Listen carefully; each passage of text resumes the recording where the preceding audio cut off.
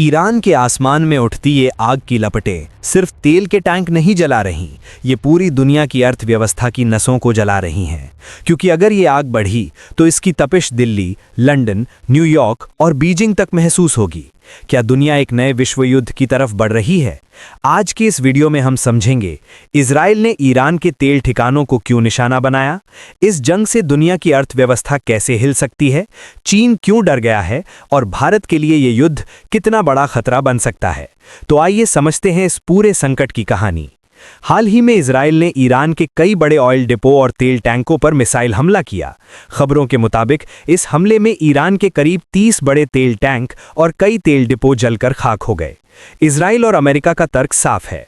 उनका कहना है कि ईरान अपने तेल से होने वाली कमाई का इस्तेमाल जनता की भलाई के लिए नहीं, बल्कि दूसरे देशों में युद्ध और आतंकी संगठनों की मदद के लिए करता है।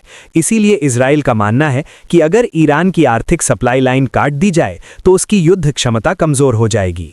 लेकिन इस हमले का असर सिर्फ ईरान तक सीमित नहीं रहने वाला। ईरान ने साफ कर दिया है कि वो चुपचाप ये हमला सहने वाला नहीं है। इसके बाद ईरान ने कई मिसाइलें दागी जो इजराइल के साथ साथ खाड़ी के कुछ देशों की तरफ भी भेजी गईं।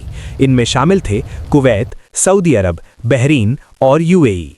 ये सिर्फ सैन्य जवाब नहीं था।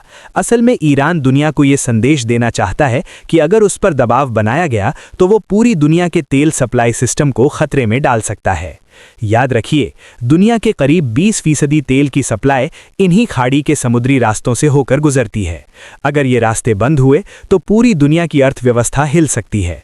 अगर खाड़ी क्षेत्र में ये युद्ध और बढ़ता है तो असर सिर्फ पेट्रोल की कीमतों पर नहीं होगा, इसका असर होगा बिजली उत्पादन पर, फैक्ट्रियों पर, दवाइयों की सप्लाई पर और वैश्विक व्यापार पर। क्योंकि यही समुद्री रास्ते दुनिया के बड़े व्यापारिक जहाज़ों के लिए सबसे महत्वपूर्ण है। अगर ये रास्ते बंद हुए तो दुनिया के कई शहरों में सप्लाई चेन ठप हो सकती है। इस युद्ध से सबसे ज्यादा परेशान देशों में से एक है चीन। चीन अपनी ऊर्जा जरूरतों के लिए ईरान से बड़ी मात्रा में तेल खरीदता है। अगर ईरान की तेल सप्लाई रुकती है तो चीन की कई फैक्ट्रियां प्रभावित हो सकती हैं और यही वजह है कि बीजिंग इस युद्ध को लेकर बेहद चिंतित है। क्योंकि अगर ये संकट लंबा चला तो चीन की आर्थिक ताकत पर बड़ा असर पड़ सकता है और अगर चीन इस संघर्ष में सीधे शामिल हो गया तो स्थिति और ज्यादा खतरनाक हो सकती है। इस पूरे संकट का असर भारत पर भी पड़ सकता है। सबसे बड़ा सवाल है खाड़ी देशों में काम कर रहे करीब 90 लाख भारतीयों का। अगर ये युद्ध खाड़ी के देशों तक फैल गया तो भारत के लिए इतने बड़े पैमाने पर लोगों को सुरक्षित निकालना बहुत मुश्किल हो सकता है। दूसरा बड़ा खतरा है तेल की कीमतों का बढ़ना।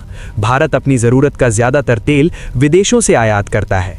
अगर तेल की सप्लाई बाधित हुई तो पेट्रोल और डीजल की कीमतें तेजी से बढ़ सकती हैं और इसका सीधा असर पड़ेगा महंगाई पर, रसोई के बजट पर और आम लोगों की जिंदगी पर।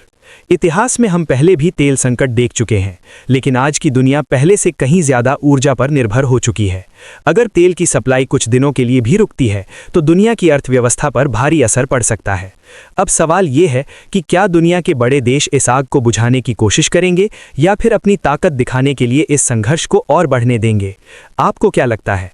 अपनी राय कमेंट सेक्शन में जरूर लिखिए। अगर वीडियो जानकारीपूर्ण लगी हो तो वीडियो को लाइक करें, चैनल को सब्सक्राइब करें और ऐसे ही एक्सप्लेनर वीडियो के लिए जुड़े रहें। धन्यवाद।